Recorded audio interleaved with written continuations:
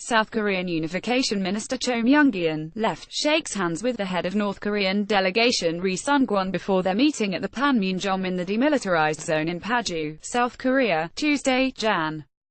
9, 2018. South Korean media said North and South Korea have begun talks at their border about how to cooperate in next month's Winter Olympics and how to improve the long-strained ties. Korea Paul Yonhap via app Associated Press Seoul, South Korea, the latest on the border talks between North and South Korea. All times local 5:35 p.m.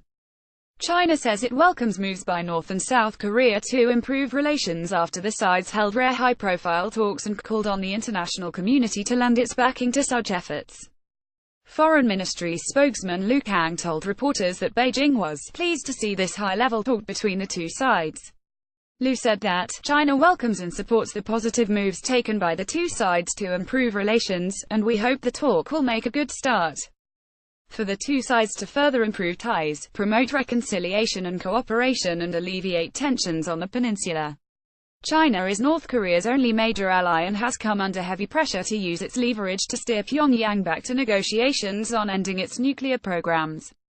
While Beijing argues its influence is limited, it has signed on to increasingly harsh United Nations sanctions against Kim Jong-un's regime, including bans on key exports of textiles, seafood and other products, and sharp limits on supplies of oil and petroleum products. 1:40 p.m. South Korea says North Korea has agreed to send a delegation to next month's Winter Olympics in the South. South Korea's Vice Unification Minister Chung Hae-sung says the North made such a statement during rare talks between the rivals at the border on Tuesday. He cited the North Korean officials there as saying its delegation would include officials, athletes, cheerleaders and journalists. Chung says South Korea proposed the two Koreas conduct a joint march during the Games' opening and closing ceremonies. He says South Korea also proposed resuming temporary reunions of families separated by war and offering talks designed to reduce animosities in frontline areas. 1:20 p.m. North Korea has slammed President Donald Trump's claim that it was his strong position toward Pyongyang that set the stage for the first high-level North-South talks in more than 2 years. The North's ruling party newspaper criticized Trump's claims that enforcement of sanctions and increased pressure on the North were a diplomatic success of his first year in office, calling that a ridiculous sophism in a commentary published as the two sides started their talks on Tuesday.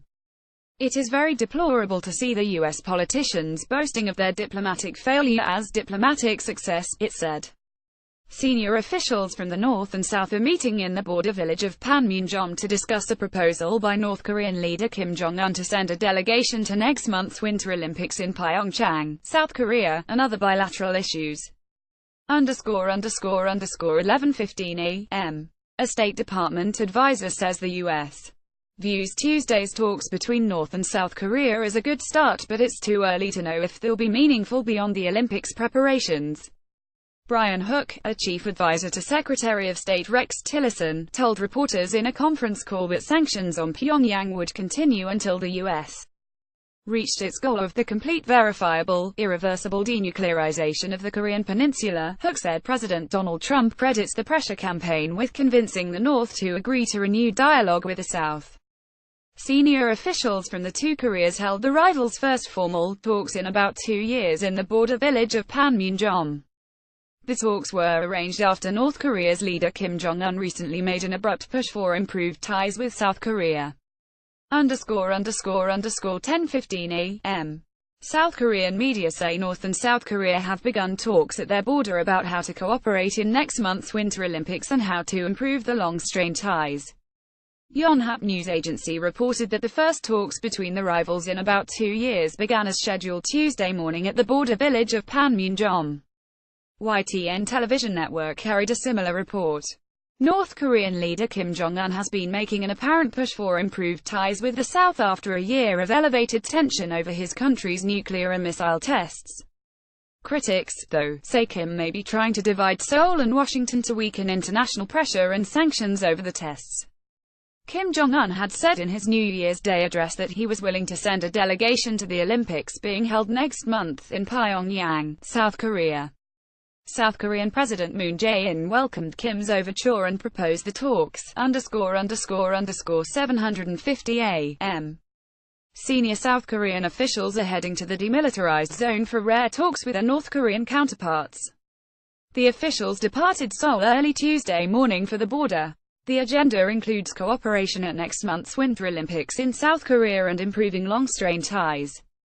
The rival Korea's first formal meeting in about 2 years comes after months of tension over North Korea's expanding nuclear and missile programs. North Korean leader Kim Jong-un said in his New Year's Day address that he was willing to send a delegation to the Olympics. South Korean President Moon Jae-in welcomed Kim's overture and proposed holding talks. Critics say Kim may be trying to divide Seoul and Washington in a bid to weaken international pressure and sanctions over North Korea's nuclear and missile tests. Copyright 2018 The Associated Press. All rights reserved. This material may not be published, broadcast, rewritten or redistributed.